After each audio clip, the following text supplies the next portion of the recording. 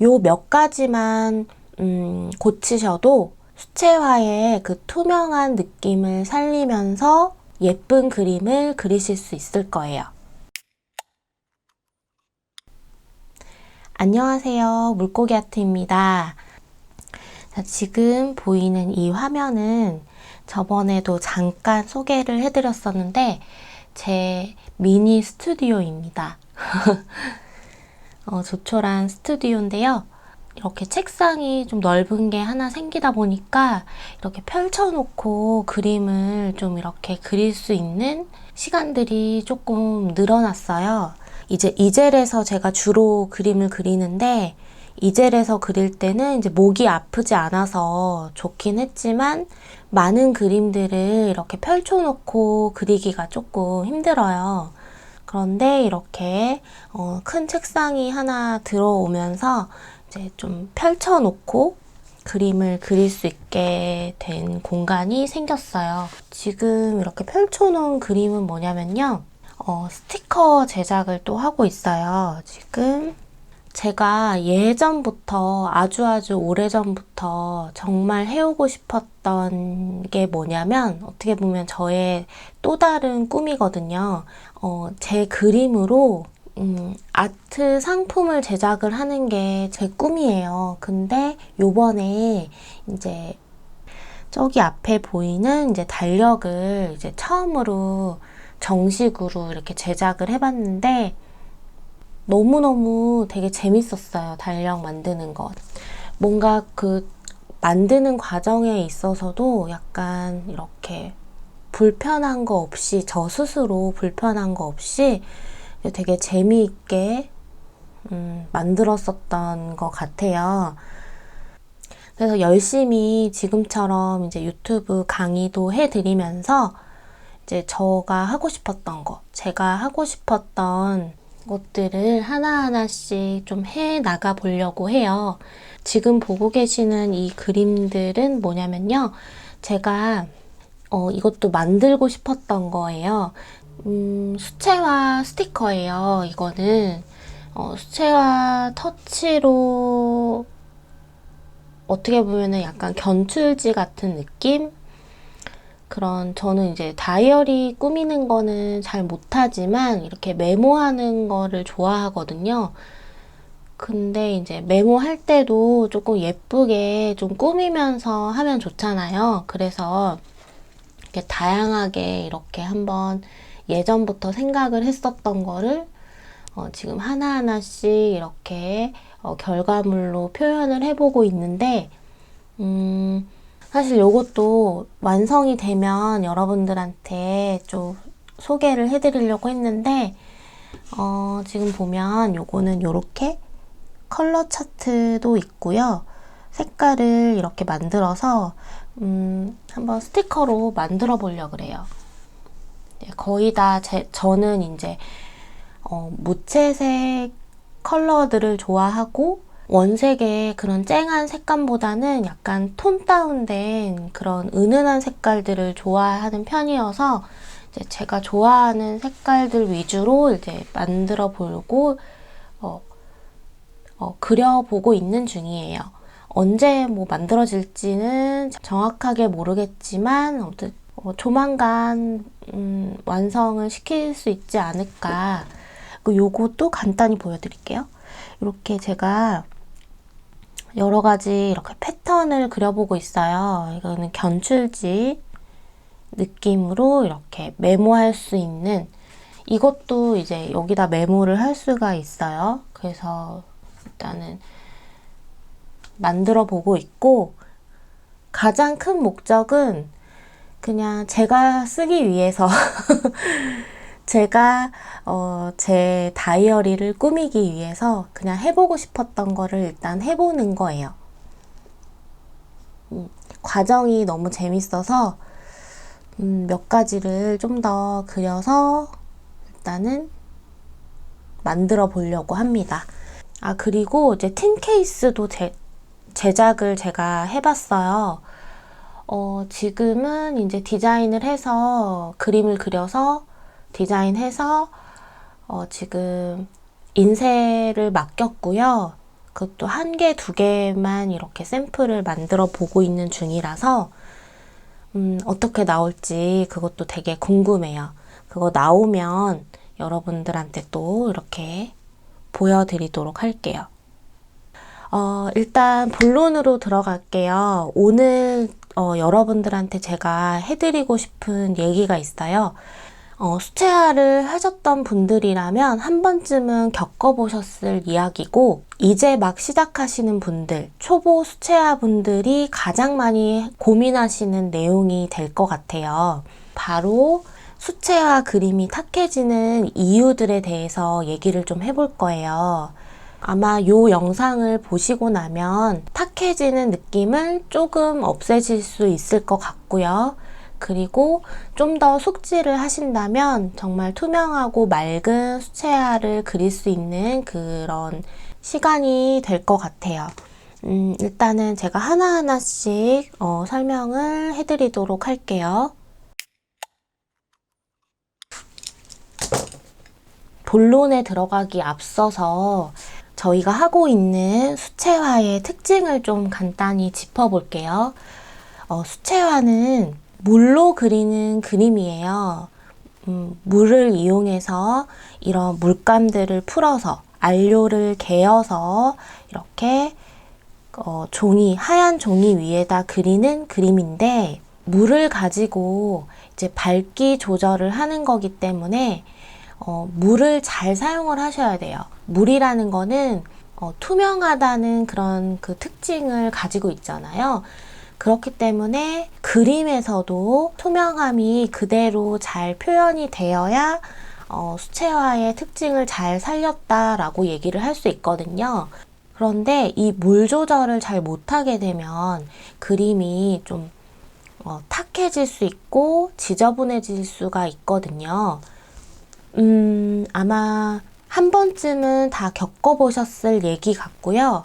이제 막 시작하시는 초보 수채화 분들은 이것 때문에 고민을 많이 하실 거라고 생각을 해요. 그리고 제 채널의 댓글에서도 이런 얘기들이 좀 많이 있었어요. 좀 답답해 하시는 분들이 좀 많으셨는데, 오늘 이제 이 영상을 통해서 좀 그거를 정확하게 해결하고 여러분들이 연습을 하실 수 있는 그런 시간이 되었으면 좋겠어요.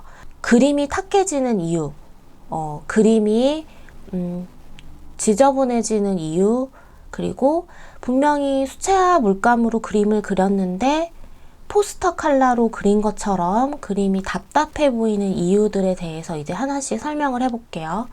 기본적인 것부터 좀 얘기를 해볼 건데요. 요것만 고치셔도 아마 한결 맑은 그림을 그리실 수 있어요. 먼저 첫 번째, 팔레트를 깨끗하게 사용을 해주시는 거예요. 지금 이렇게 보시면 팔레트가 많이 지저분하죠?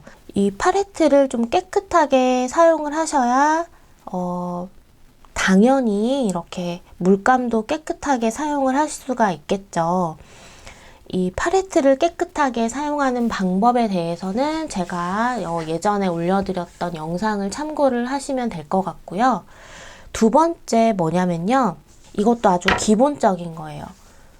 물통을 좀 자주 갈아주셔야 돼요. 근데 이제 그림을 그리다 보면 사실 그리다가 계속 화장실이나 세면대에 갈 수가 없잖아요. 그리고 귀찮기도 하고, 그러다 보니까 한 가지 물통, 이 물통에다가 계속해서 사용하다 보면 이 물통이 여러 색깔이 막 섞여서 거의 까만 물이 될 때까지 쓰시는 분들이 분명히 계실 거예요. 그러면 절대 안 됩니다. 그러면은 아무리 붓을 깨끗하게 씻는다고 해도 물이 더러운데, 그쵸? 깨끗한 물감과 물을 사용을 할 수가 없겠죠. 그래서 이제 물통을 자주 갈아주셔야 되고요.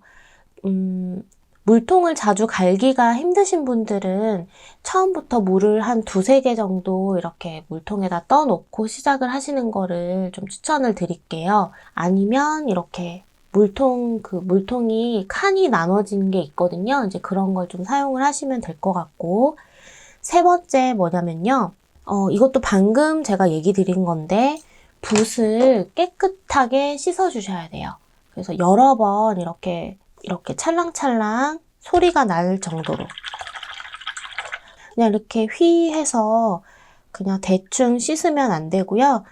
이렇게 찰랑찰랑 소리가 나는 정도로 씻어 주셔야 다음 색깔 들어가셨을 때 붓에 있는 색깔, 전에 묻혔던 색깔이 나오지가 않거든요.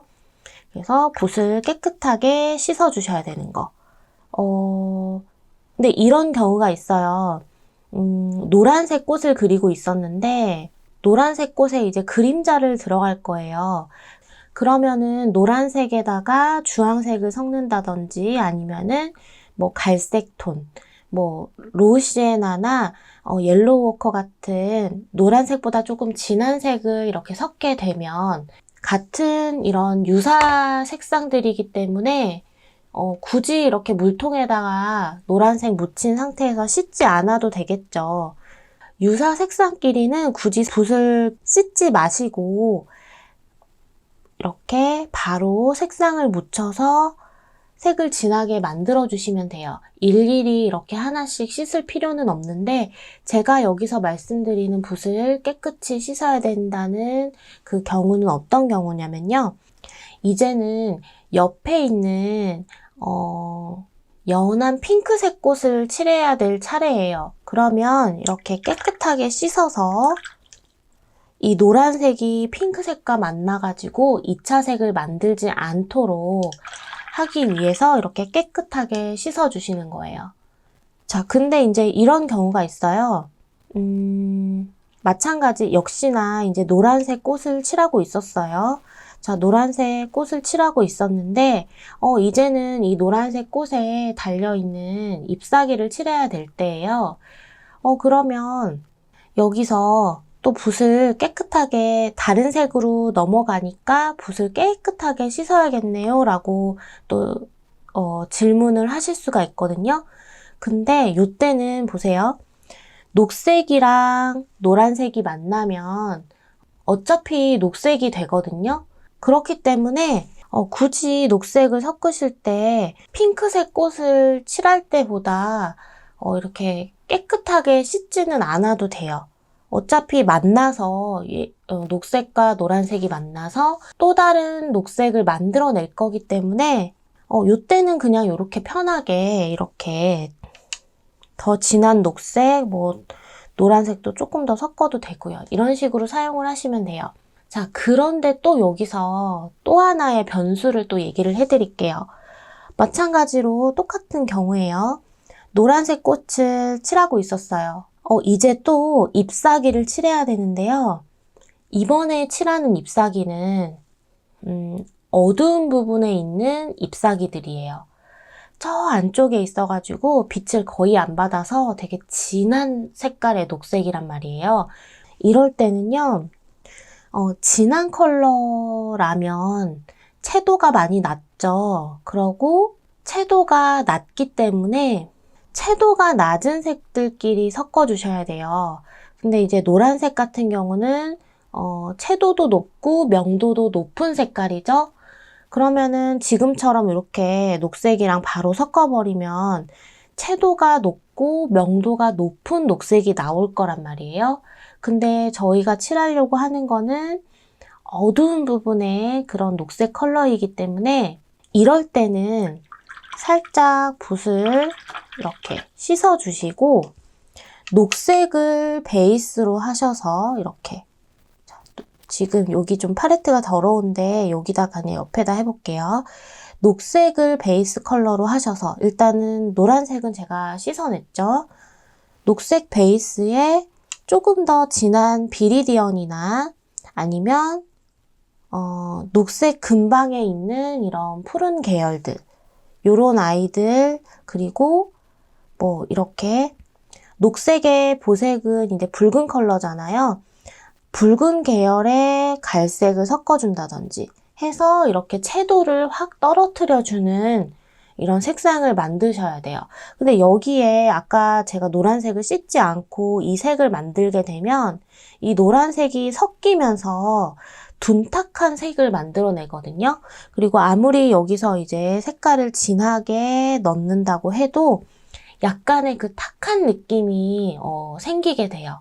그렇기 때문에 내가 어떤 부분에 어떤 색깔을 칠할 건지 그 다음에 묻혀줄 색깔이 유사 색상, 이 근처에 있는 유사 색상인지 보색을 이용해서 좀 더 진한 느낌의 어두운 컬러의 색을 만들어야 되는지 그런 여부에 따라서 붓을 좀 깨끗이 씻어주고 아니면 살짝 씻어주고 이렇게 조절을 조금 하셔야 돼요.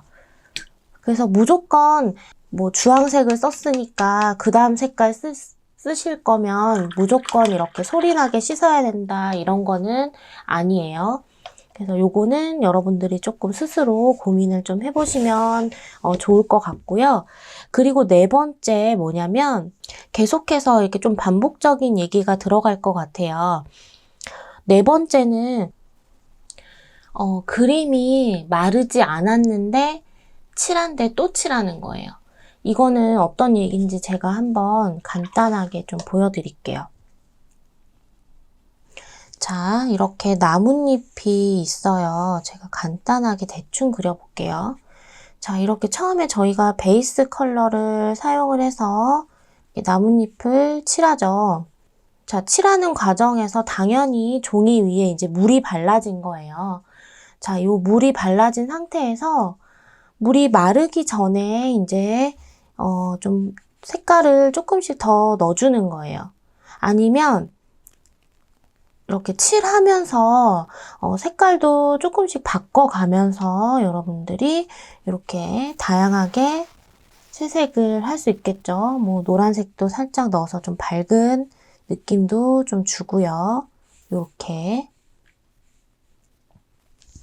자, 이렇게 나뭇잎을 하나 간단하게 그렸는데 자, 지금은 보면은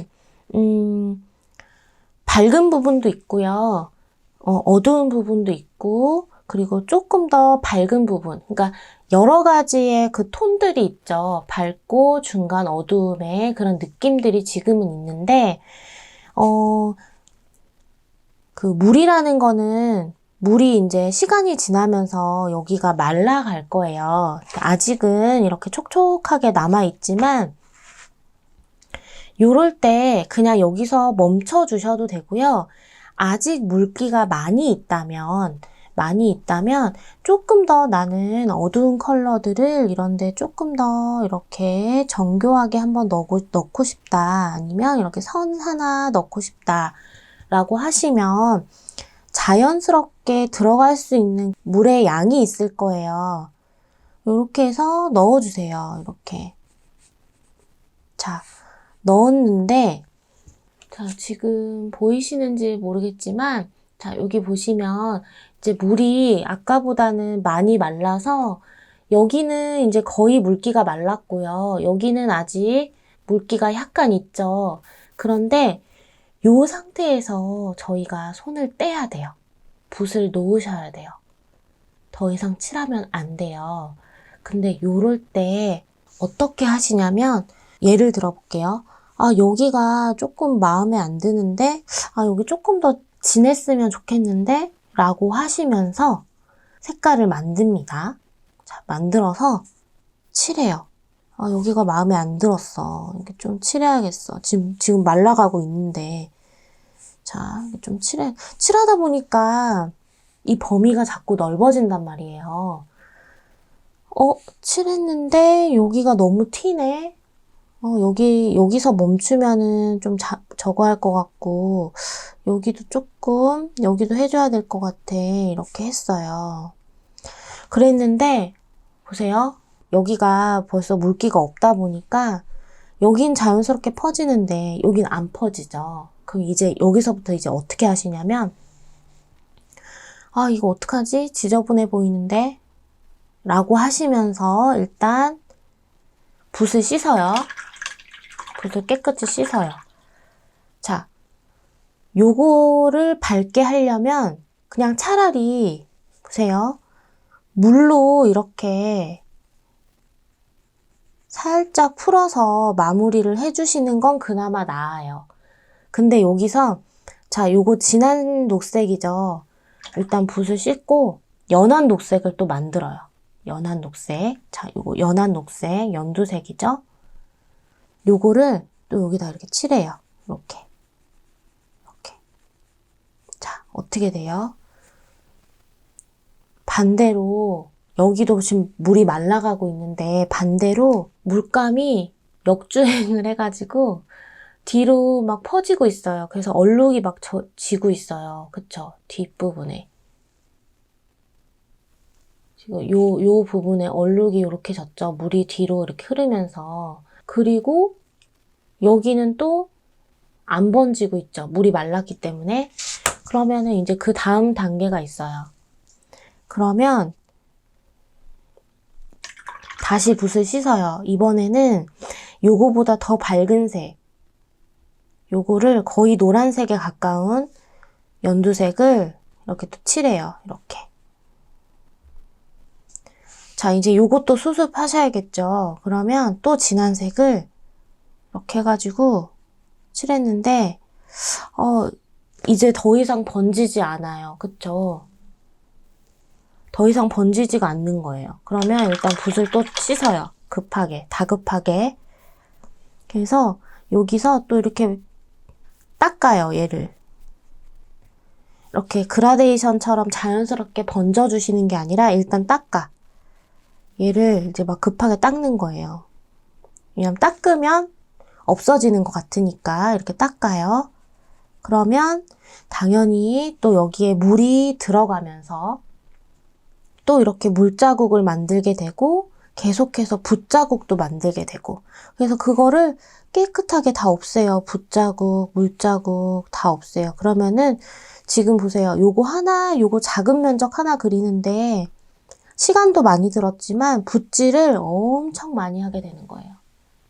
그러면 아무리 좋은 수채화 전용지여도 버티지를 못해요. 이게 계속해서 반복이 되면.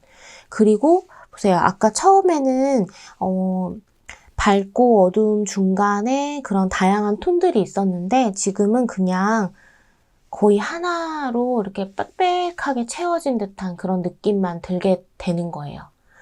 자, 아마 이거 보시고 공감하시는 분들 많으실 것 같아요.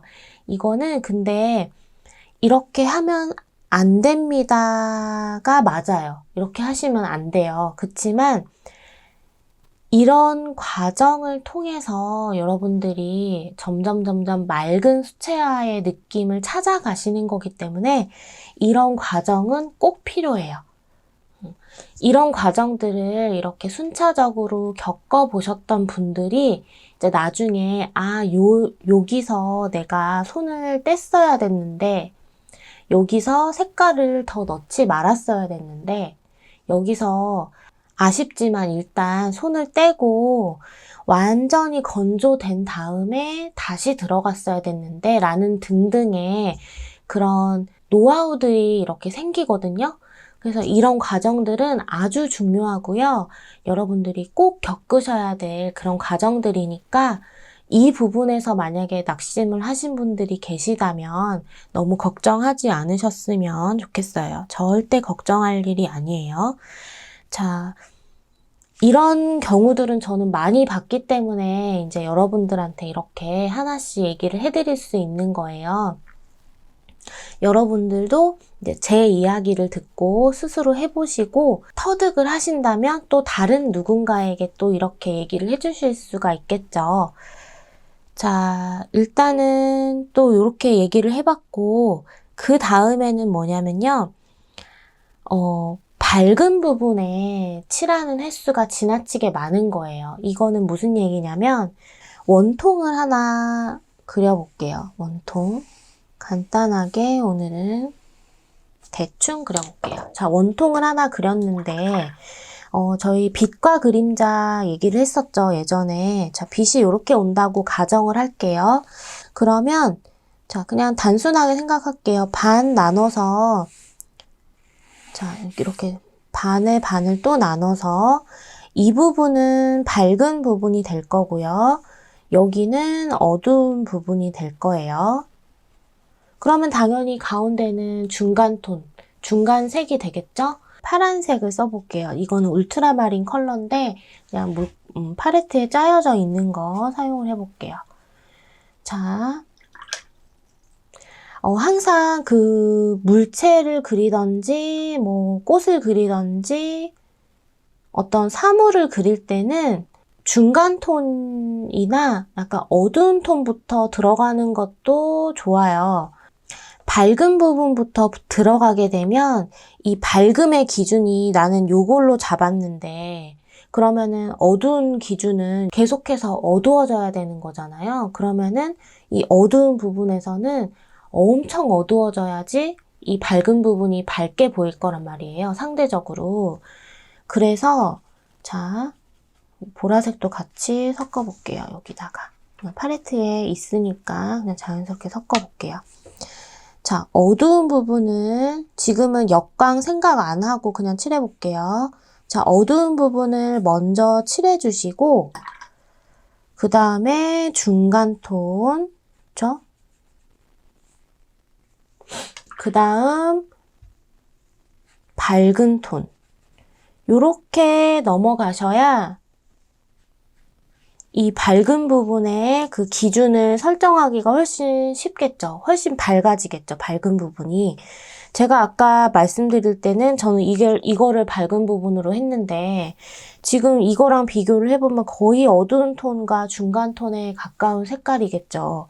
이게 밝은 톤으로 기준이 된다면 어두운 부분은 이렇게 훨씬 더 어두워져야 아 어둡구나 라는 걸 느낄 수가 있단 말이에요. 그러면 전체적으로 얘는 어두운 그림이 될 거고 얘는 이제 상대적으로 밝은 느낌의 그림이 될 거예요. 근데 저희는 항상 밝은 느낌의 그림을 좀 기준 삼아서 그려줄 필요가 있어요. 왜냐하면 이제 수채화는 좀 맑은 느낌을 좀 저희가 표현을 잘 해줘야 되니까. 그래서 기준을 밝은 것부터 잡지 마시고 중간 톤 이후에 그 어두운 톤부터 좀 기준을 잡아 나가시면 밝은 부분에는 거의 붓터치도 최소화가 될 거고요. 색깔을 섞는 그 조색을 하는 그 색깔의 개수도 최소화 될 거예요. 좀 복합적인 얘기가 될 것 같은데 어떤 그림이 완성이 되기까지는 여러 번 그 손을 거쳐야 돼요. 요렇게 하고 한 번만 칠하고 나서 완성을 했다고 얘기하기는 조금 어려운 부분이 있거든요. 왜냐하면 이제 그림은 항상 늘 상대적으로 생각을 해줘야 되기 때문에 옆에 어떤 물체가 있는지, 뭐 옆에 어떤 색깔이 있는지에 따라서 달라질 수 있는 그 변수가 굉장히 많거든요. 그리고 완성을 할 때는 그런 것들까지 다 복합적으로 생각을 다방면으로 해줘야 되기 때문에 이제 그림이 어려운 거예요. 두 번째 터치를 들어가 볼게요. 자, 어두운 부분은 어둡게 들어간다고 해도 사실 지나침이 없어요. 그냥 이렇게 어둡게 이렇게 터치가 들어갔죠. 자, 그러면은 밝은 부분에서는 당연히 붓을 깨끗하게 씻어서 밝은 색을 묻혀서 이렇게 밝은 톤으로 계속해서 물을 조금 타면서, 그쵸? 그래야지 밝은 명도가 표현이 될 거니까 이렇게 순차적으로 이렇게 넘어가고요. 자, 어두운 부분은 조금씩 더 만져주셔야 상대적으로 중간 톤도 좀 더 밝아 보이고, 그리고 밝은 부분도 좀 더 밝아 보일 거예요. 자, 요렇게만 한번 볼게요. 어두운 부분보다 밝은 부분의 붓터치를 제가 거의 안 했어요.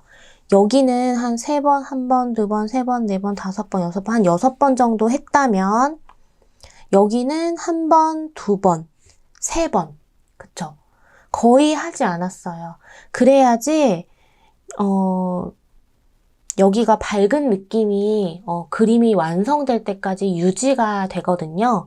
어두운 부분에서는 터치를 여러 번 올려주는 이유는 뭐 당연히 어두우니까 터치를 올려주는 거고, 색깔을 더 올려주는 거고, 이 어두운 부분에서 이게 무게감을 좀 실어줄 수 있거든요. 제가 예전에 설명드렸었죠. 무게감이라는 거를 밝은 부분에서 실어주는 게 아니라 그 물체의 어두운 부분, 그림자 부분에서 그 물체의 무게감을 실어주는 거기 때문에 상대적으로 이 부분에서 터치를 더 많이 줘야 된다는 거예요. 붓터치의 개수도 굉장히 좌우를 해요. 그림이 탁해지고 탁해지지 않는 부분에서도 이 붓터치의 그 개수들이 좀 좌우를 많이 하기 때문에 만약에 내가 너무 어두워지는 것 같다, 좀 그림이 좀 탁하고 무거운 것 같다 라고 하시면 붓터치의 개수가 어떻게 분포가 돼 있는지도 한번 체크를 해주시는 게 좋아요. 물론 이제 어두운 부분이라고 해서 붓터치가 상대적으로 밝은 부분보다 많아야 되긴 하지만 또 지나치게 많으면 또 균형이 깨지기 때문에 그 밸런스를 또 잘 유지를 해줘야겠죠. 그래서 이 부분도 여러분들이 연습을 좀 많이 하시고 고민을 해주셔야 되는 부분이에요. 자, 그리고 또 하나. 칠한데 또 칠했는데 똑같은 색을 또 칠하는 거예요. 그러니까 같은 색을 계속해서 반복적으로 칠하는 거죠. 그러면은 당연히 탁해지죠. 그러니까 색의 변화를 좀 다양하게 주셔야 되는데 지금 요 색을 칠했는데 그 위에다가 또 칠하고 똑같은 색을 또 칠하고 여기에 요렇게 세로선을 요렇게 넣었는데 얘가 이제 말랐어요. 말랐는데 또 똑같은 색으로 요 위에다가 그대로 이렇게 또 터치를 올리는 거예요. 계속 반복적으로 이 위에다가만 이렇게 계속 올리게 되면요. 상대적으로 이제 여기만 자꾸 두꺼워지고 붓자국이 여기만 계속 남게 되거든요. 그러다 보면은 이제 지저분해지는 거예요. 자, 그리고 또 하나 얘기 드릴 게 붓질을 너무 세게 하는 거예요. 특히 이렇게 탱탱한 붓을 사용하시는 분들이 붓질을 너무 세게 하시면 이렇게 붓을 이렇게 세게 눌러가지고 지금 보여드릴게요. 한번 옆부분에서 보여드릴게요.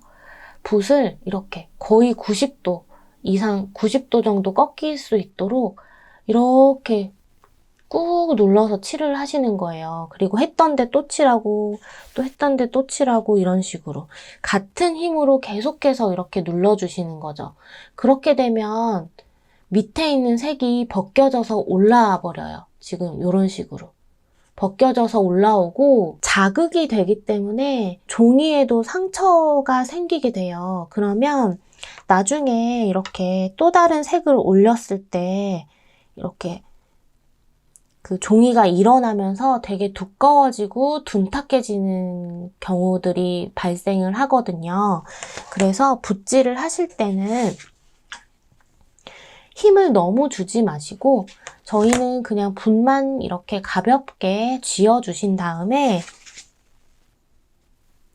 이렇게 그냥 자연스럽게 붓에 힘 주지 마시고 이렇게 자연스럽게 이런 식으로 살랑살랑 움직여 주시거나 넓은 면적을 칠해야 될 때는 어쩔 수 없이 붓이 뉘어져요. 그럴 때도 힘을 빼시고 이렇게 붓이 뉘어지는 그 범위가 있어요. 붓의 크기에 따라서 다 다르거든요. 지금 요 붓은 4호 붓인데요. 자, 요 전체 길이가 있죠. 여기서 이렇게 꺾어주시면 절대 안 돼요. 그럼 붓도 빨리 상할 뿐더러 빨리 망가져요.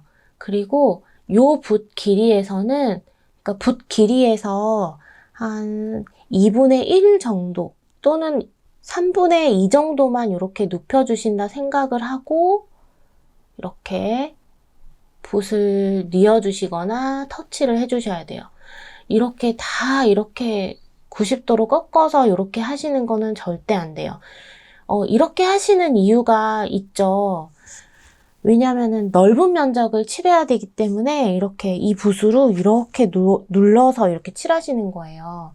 근데 이럴 때는 붓을 큰 거를 사용을 해주세요. 큰 붓. 큰 붓을 사용을 해주시고 작은 붓으로는 너무 무리하게 그렇게 하지 않는 게 좋아요.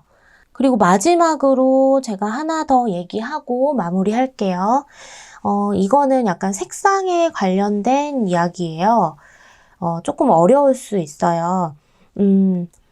자, 저희 팔레트 보시면 팔레트를 짜는 순서가 있죠. 근데 사실 순서는 없어요. 정해진 순서는 없지만 일반적으로 짜는 그런 순서는 유사 색상끼리는 좀 같이 지켜서 짜주시는 게 좋아요.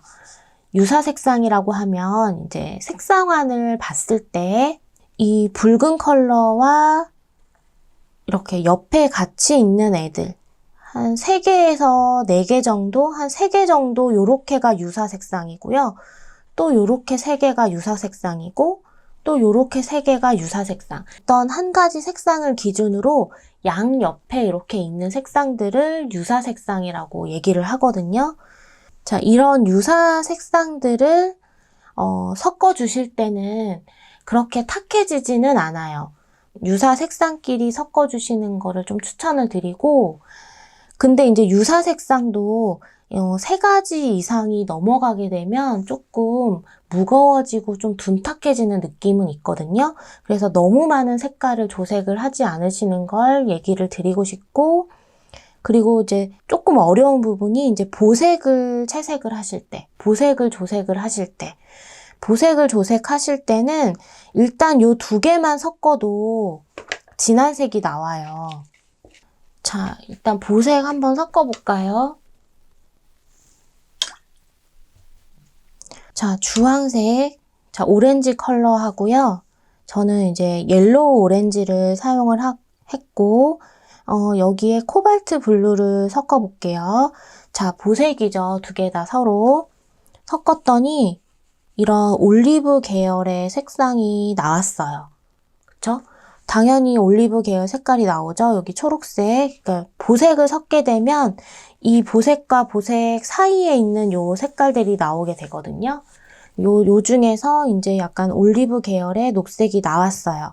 자, 여기에서 이거를 그대로 사용을 하셔도 되고, 이 색상은 이런 어두운 부분에 사용이 되겠죠? 녹색의 어두운 부분, 이런 부분에 사용이 되는데, 여기에다가 계속해서 한 5가지 이상, 뭐 6가지 이상, 이런 색깔들을 계속해서 많이 섞어주게 되면 탁한 색깔이 나오죠.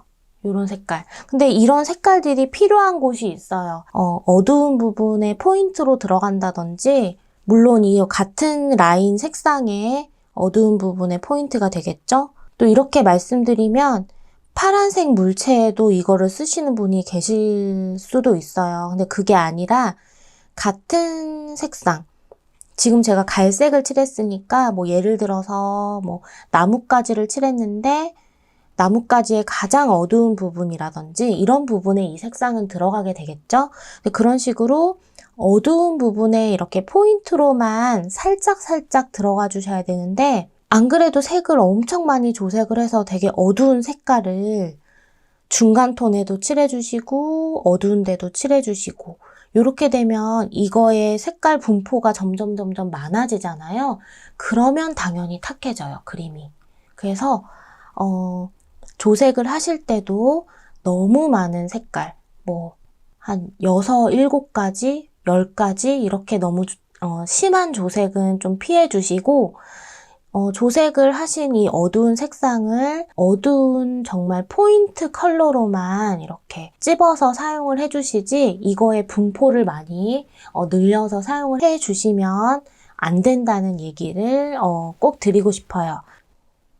오늘 이렇게 수채화 그림이, 내 그림이 탁해지는 이유들에 대해서 이렇게 쭉 얘기를 드렸어요. 오늘 얘기 드린 것만 숙지를 잘 하시고 연습을 좀 많이 하시면은 그림이 정말 1단계, 2단계 더 업그레이드 되실 거예요.